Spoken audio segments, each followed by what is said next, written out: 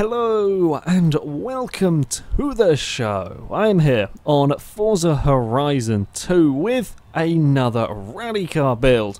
And my vehicle today is the Ferrari F40. I do quite like the F40s here, and I also think that this could potentially be a new fastest car, primarily because of the rear tyres. This vehicle can have ridiculous rear tyres, 375. I didn't realise until recently just how big the rear tyres can get on this car.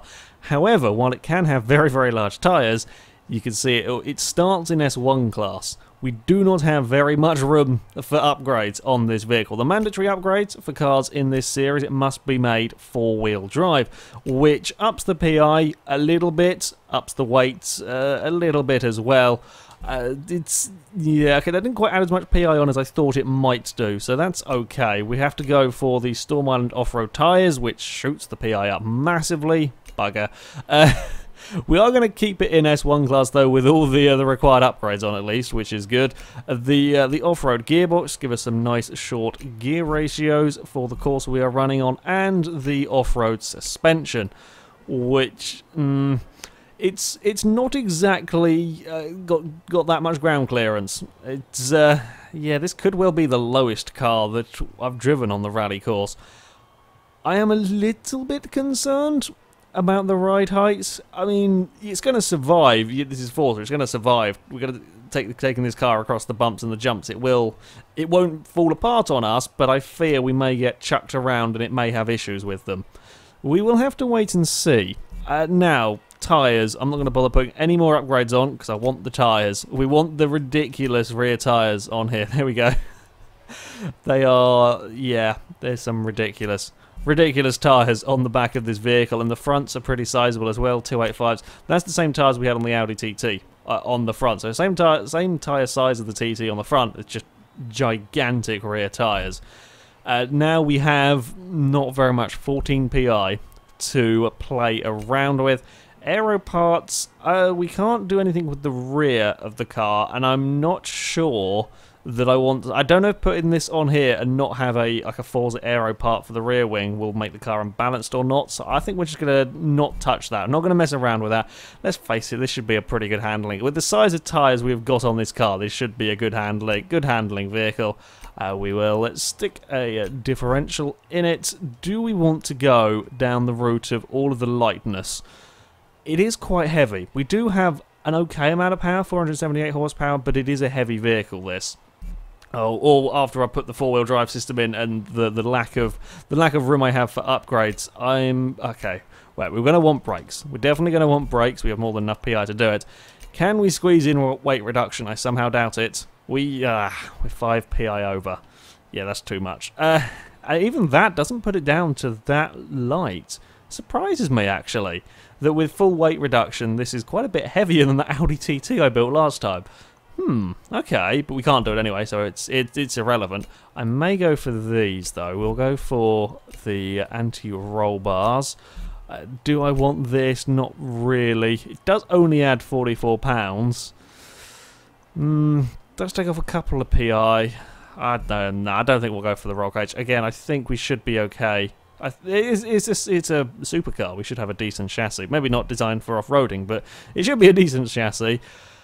Can we fit the exhaust? Oh, we can get an exhaust on. Fantastic. We'll up the power, we'll drop the weight. Doesn't drop the weight by as much as some I've seen. We'll get an exhaust on. Maybe something like one of these. Nah, always the way. I could get that on and then put the roll cage in. I guess. In fact, what I might be able to do is if I put that on there, and then if we go put the roll cage in there, and then we go put the drive line in. That should, yeah, that's not too bad. 500 horsepower. It is heavy though. 3,155 pounds is one of the heavier vehicles we've raced here that have been built for this.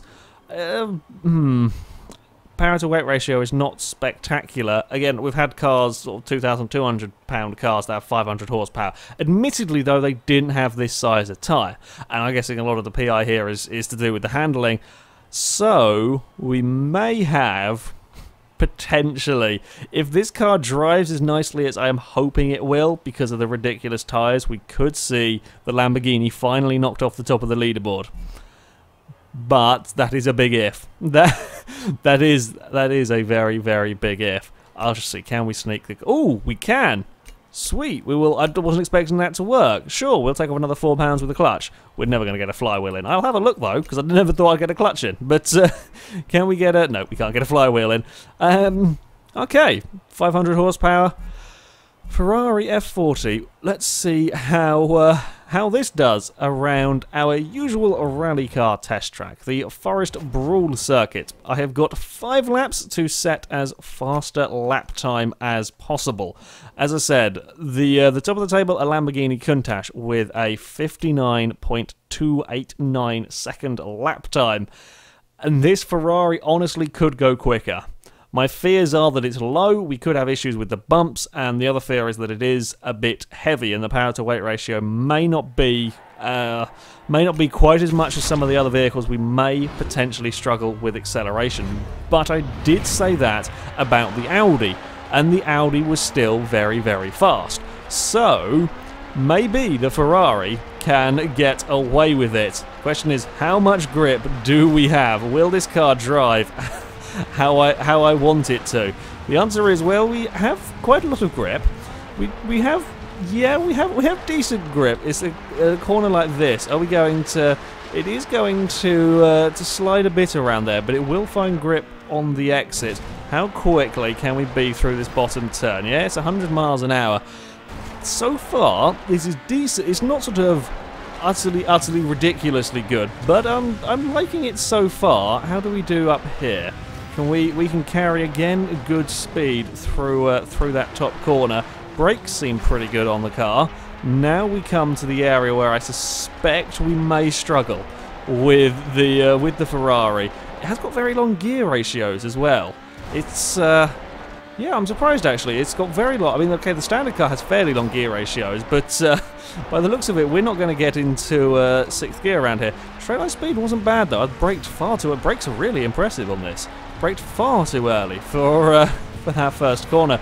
Yeah, I mean that's 136-ish miles an hour, and that was me being far too early on the brakes as well. Yeah, okay, it's not bad. And again, much like the Audi, it's good enough in a straight line. Oh, we're twisting there. That's terrible. We got caught on the guardrail and on the bumps, and we're far too wide over there. This lap not going to be fantastic, but we've got plenty more to try.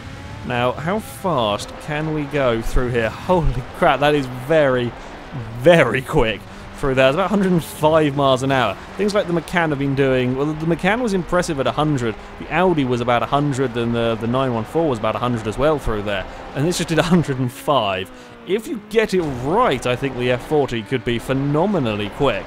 Just got to make sure that that we get it right through these turns, so we can be quite late on the brakes into turn 1. That may have been a little too late, run a little smidge wide on the exit. The F40 has no problems with the bumps, unlike the TT. Considering this is about one of the lowest cars I've driven on this course, we have had absolutely no issues with the bumps. The car is landing these jumps lovely. Okay, we got a little bit of bounce.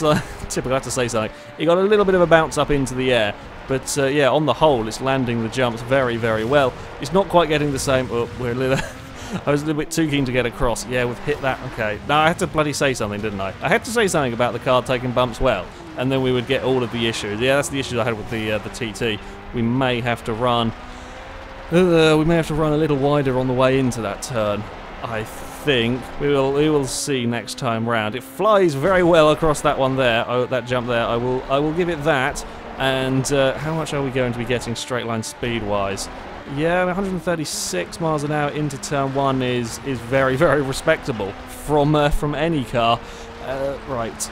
Carry the speed, be brave through here. We actually get a little bit of understeer, and then we get a little bit of oversteer. There's not really as a huge amount of... In fact, we've got a lot of oversteer through here. There's not the grip that I was really expecting from this car. I have to say, it doesn't really feel any grippier than the TT, than various vehicles that have gone before it. It doesn't feel like it's got such massive tyres. I will be honest. Aside from up here, that is where it does feel very, very good. Everywhere else, it doesn't feel a huge amount different, really. We're going to have one more lap to try and go quicker. I don't know. I was expecting great things from the F40, and it's quick. It's a good car. But it's not record-breaking yet. Maybe this lap, if I get everything right, maybe this lap we can pull something out of the bag. You see, I can't quite be flat out down there. I'm having to have a little lift. There's just a bit of understeer going on in this car, and then if you push it too hard, we get a bit of oversteer. In fact, we're going to bump the barrier on the inside, and now we're going to take this jump at a terrible angle. Not had a problem on that jump before. We're still doing relatively okay for lap time wise though around here. It's been a little bit of a scruffy lap. I'm having to avoid these bumps because it just can't deal with them. It is quick around there, and the brakes are phenomenal getting it stopped into this last turn. We are on for a very quick lap. I'm not sure we're quite on for a record-breaking one. This time round we're going to fly. I did the same thing over the jump there. It does different things every time. We set a new record! 59.214 for the F40. I did get it together on the final lap. There was a little scrape of the wall on that one there as well, I will be honest. It is quick. It is a very fast car. A lot of the time is made up in the second to last turn. Everywhere else, I have to say, I am not massively impressed. Well, I say I'm not massively impressed. It's a bloody fast car. The brakes are incredible. But through the turn, certainly after turn one, it's just, there's a little bit of understeer and then a little bit of oversteer when you push it a bit too hard. Yeah. I am surprised it broke the record on that final lap, I have to say. It didn't feel like it was going to break the record. It's quick, but it doesn't quite feel as ridiculously quick as it actually is. I have no doubt it could go quicker. In all honesty, that final lap was not particularly fantastic.